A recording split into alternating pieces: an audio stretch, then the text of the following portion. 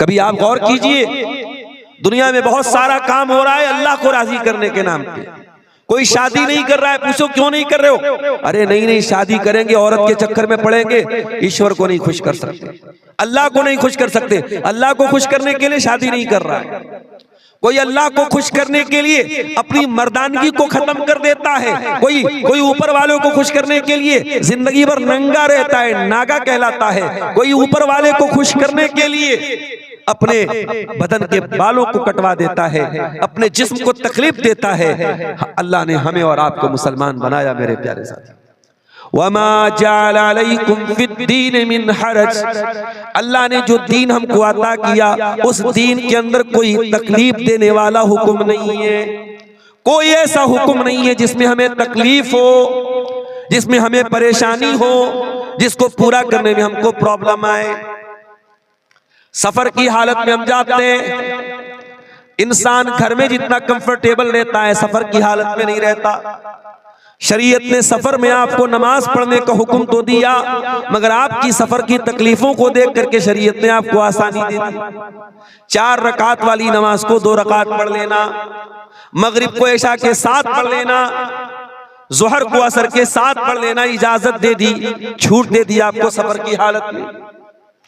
सर्दी का मौसम आया, पानी बहुत ठंडा है और आपके ऊपर गुस्ल वाजिब हो गया, आप नापाक हो गए।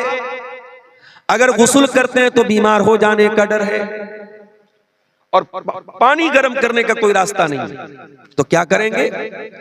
फतयम्ममू सईदन तय्यबा, शरीयत ने तयम्मुम करने का हुक्म दिया।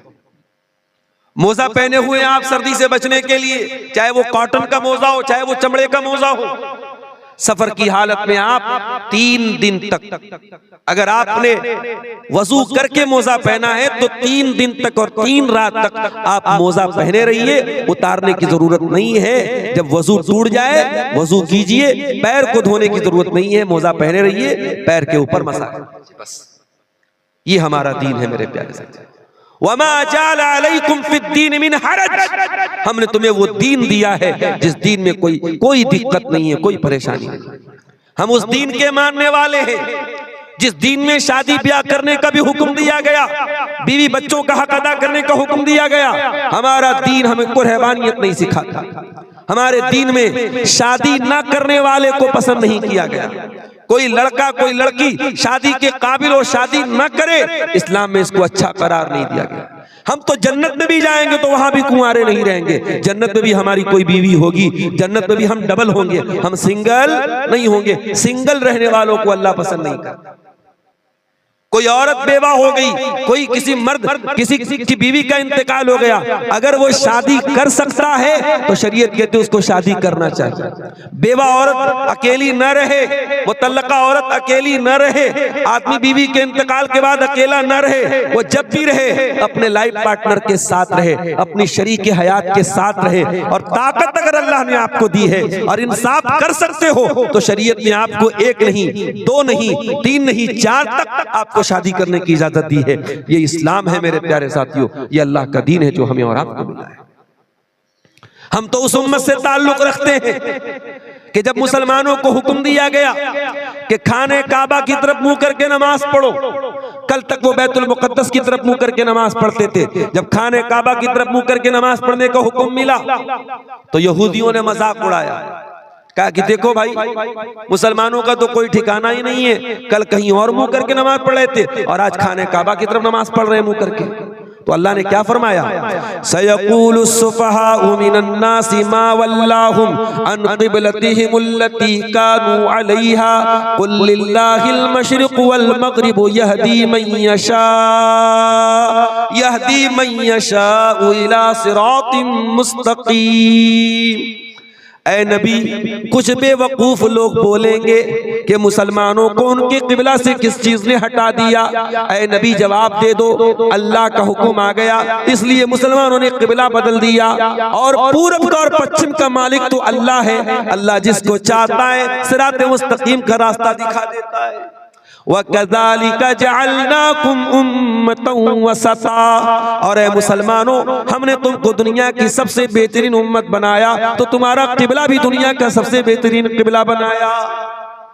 आज साइंटिस्ट बोलते हैं कि जो खाने काबा है ये दुनिया का मिडिल है, दुनिया का सेंटर है खाने काबा। जो हमारा किबला है वो दुनिया का भी किबला है, वो दुनिया का मिडिल है, दुनिया का सेंटर है। मेरे प्यारे साथी, हमारा किबला सबसे अच्छा, हमारे नबी सबसे अच्छे, हमारा दीन सबसे अच्छा, और हमें जो किताब मिली कुरान, वो किताब भी सबसे अच्छी किताब। वो किताब ऐसी कि 6 साल का बच्चा कुरान का हाफिज है और फर फर फर पूरा कुरान तरावी में खड़ा होकर सुना देता है। दुनिया के किसी और मजहब की मिसाल ला के दिखा दो, दुनिया के किसी और मजहब में मिसाल ला के दिखा दो कि उस मजहब की आसमानी किताब को 6 साल का बच्चा भी याद कर ले और तरावी की नमाज में खड़ा होकर सुना दे। ये एजाज भी अल्लाह ताला ने अपनी किताब को दिया है। इन्ना नहनु नज़्ज़लना ज़िक्रा व इन्ना लहू लहाफ़िज़ून। इस कुरान को हमने उतारा है, इसकी हिफाजत हम करेंगे। 6 साल के बच्चे को हाफिज बना के इस कुरान की हिफाजत हम करेंगे, और कुरान की तफसीर में कोई गड़बड़ी न कर पाए, कुरान के माना और मतलब में कोई गड़बड़ी न कर पाए, इसका भी इंतजाम हम करेंगे। हम उलमा की जमात तैयार करेंगे, हम कुरान और हदीस बयान करने वाले उलमा को खड़ा करेंगे जो हर दौर में कुरान का सही मतलब लोगों को बयान करेंगे। इन्ना नहनु नज़्ज़लना ज़िक्रा व इन्ना लहू लहाफ़िज़ून। इस कुरान को हमने उतारा है, इसकी हिफाजत भी हम करेंगे। हलवा खोर लोग इस कुरान की गलत तहरीफ नहीं कर पाएंगे। अपने पेट की दुकान चलाने वाले इस कुरान का गलत मतलब बयान करेंगे, मगर हम उलमाए हक को खड़ा करेंगे जो कुरान का सही मतलब दुनिया को बयान करेंगे। तो मेरे अजीजों, हम उस कुरान के मानने वाले लोग, मगर आज ये जूते क्यों पड़ रहे हमारे ऊपर? जिसका जी चाहता है हमें लाख सुना देता है, हमारी मस्जिदों को टेढ़ी नजर से देखने लगता है, हमारे मदरसों को बंद करने की बात करने लगता है, हमारे उलमा को सलाखों के अंदर डलवा देता है। क्यों? ये जिल्लत के हालात क्यों है मेरे प्यारे साथी?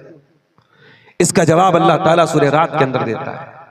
इन्नल्लाह ला युगय्यिरु मा बिक़ौमिन हत्ता युगय्यिरु मा बिअन्फुसिहिम। अल्लाह ताला किसी कौम के हालात को तब तक नहीं बदलता जब तक वो कौम अपने करतूतों को न बदल ले। जब तुम अपने करतूतों को बदलोगे, हम तुम्हारे हालात को बदल देंगे। कल तक तुम इज्जतों को बचाने वाले बन करके आए थे, तुम दुनिया को हया का दर्स देने वाले बन के आए थे, आज तुम खुद बेहया बन गए। तुम दुनिया को ला इलाहा इल्लल्लाह का पाठ पढ़ाने आए थे, आज कब्रों पर सजदा करने वाले बन गए। कल तुम मुहम्मदुर रसूलुल्लाह का कलमा पढ़ने आए थे, आज बिदअतों के पैरोकार बन गए। कल तक तुम दुनिया को औरत का सही मकाम बताने आए थे, आज औरत तुम्हारे लिए भी खिलौना बन गई। कल तुम दुनिया को निकाह के जरिए, शादी के जरिए अपनी शर्मगाह की हिफाजत का दर्स सुनाने आए थे, और आज तुम्हारी शादियों में जहेज आ गया, तुम्हारी शादियों में बारात आ गई, तुम्हारी शादियों में मंगनी आ गई, तुम्हारी शादियों में लंबा चौड़ा खर्चा आ गया। तुमने खुद निकाह को मुश्किल बना के जिना को प्रमोट कर दिया, जिना को आसान कर दिया। जब तुम अपने करतूतों को बदलोगे, अल्लाह तुम्हारे हालात को भी बदल देगा। वइज़ा अरादल्लाहु बिक़ौमिन सुआ, और अल्लाह ताला जब किसी कौम के साथ बुराई का इरादा फरमाएगा, जब किसी कौम को बर्बाद करना चाहेगा, फला मरद्द लहू, तो कोई उसे नहीं बचा पाएगा, कोई नहीं बचा पाएगा। वइज़ा अरादल्लाहु बिक़ौमिन सुअन फला मरद्द लहू। आपकी बर्बादी का फैसला अगर आसमान पे हुआ है, जमीन का कोई लीडर, जमीन का कोई नेता, जमीन का कोई मिनिस्टर आपके हालात को ठीक नहीं कर पाएगा। वमा लहुम मिन दूनिही मिन वाल, और अल्लाह के सिवा आपकी कोई मदद नहीं कर पाएगा। एक बात तो पक्की है मेरे साथ, अल्लाह हमसे नाराज है। इतना तो मानते हो ना कि अल्लाह नाराज है, और अल्लाह हमसे ज्यादा नाराज है। अब आप पूछे मौलाना साहब अल्लाह हमसे ज्यादा क्यों नाराज है? अरे हम जितने भी बुरे, हम तो मुसलमान हैं। कोई अल्लाह को नहीं मानता, कोई अल्लाह को गाली देता है, उससे भी ज्यादा अल्लाह हमसे नाराज है। हाँ, उससे भी ज्यादा अल्लाह हमसे नाराज है। आइए मैं आपको बताता हूं। एक बाप के 5 बेटे हैं, 2 बेटे बड़े नाफरमान हैं, बाप की बात नहीं मानते, बाप की कदर नहीं करते। बाप हमेशा उनसे नाराज रहता है। लेकिन 3 बेटे ऐसे हैं जो बाप के बड़े लाडले बेटे हैं, बड़े लायक बेटे हैं, बाप की बड़ी इज्जत करते हैं, बाप का हक अदा करते हैं। अगर वो 3 लायक बेटे जो बाप के बड़े लाडले बेटे हैं, अगर वो 3 लायक बेटे अगर वो गलत हो जाएं, वो गड़बड़ हो जाएं, वो बाप के नाफरमान बन जाएं, वो गलत काम करने लगे, तो बाप को ज्यादा तकलीफ होती है।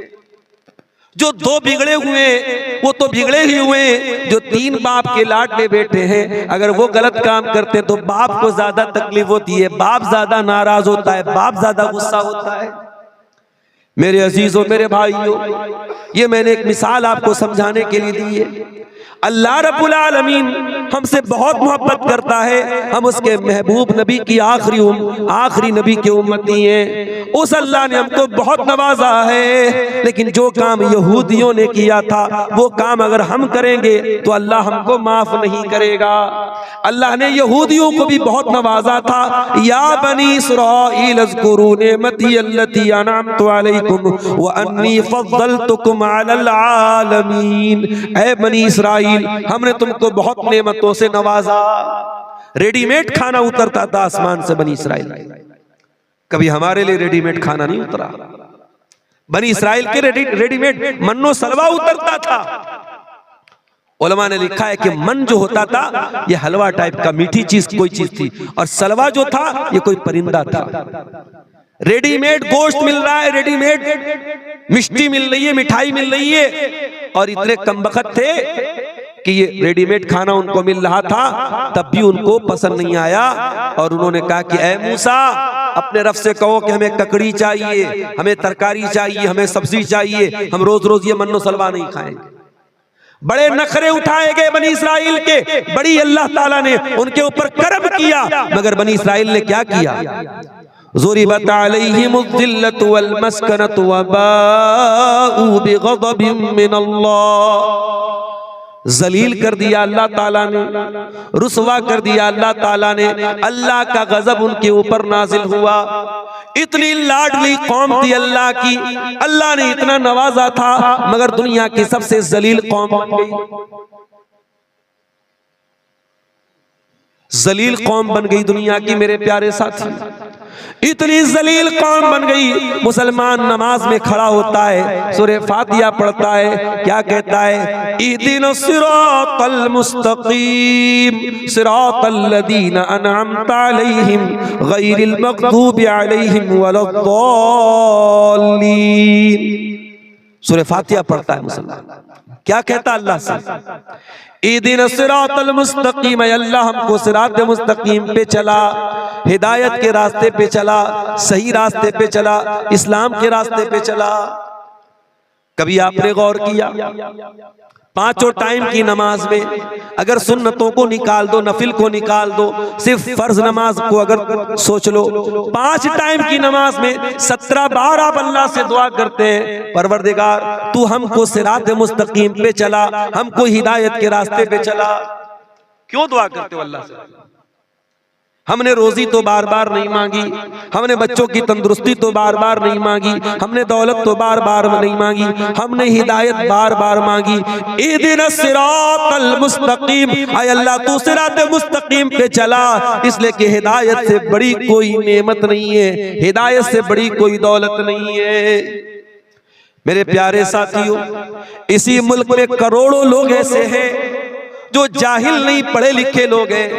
कोई अदालत का जज बना हुआ है, कोई वकील है, कोई आला दिमाग वाला है, बड़ा पढ़ा लिखा है, मगर गाय के गोबर को वो खा रहा है, गाय के पेशाब को वो पी रहा है, किसी शर्मगाह के आगे हाथ जोड़ रहा है, किसी पत्थर के बुत के आगे हाथ जोड़ रहा है, किसी नदी को देख करके सजदा कर रहा है, किसी जानवर के आगे सजदा कर रहा है। इतने बेहतरीन पढ़े लिखे लोग, इतने आला दिमाग वाले लोग भी अपने क्रिएटर की, अपने पैदा करने वाले की इबादत नहीं कर रहे, जानवर की इबादत कर रहे हैं, शर्मगाह की इबादत कर रहे हैं, नदी की इबादत कर रहे हैं। मेरे प्यारे भाइयों, उन लोगों के बीच में अगर अल्लाह ताला ने आपको ईमान वाला बनाया है, आपको तौहीद वाला बनाया है, आपकी पेशानी अगर एक अल्लाह के दर पे झुक रही है, आप ला इलाहा इल्लल्लाह पढ़ने वाले हैं, आपसे बड़ा खुश नसीब कौन है मेरे भाई?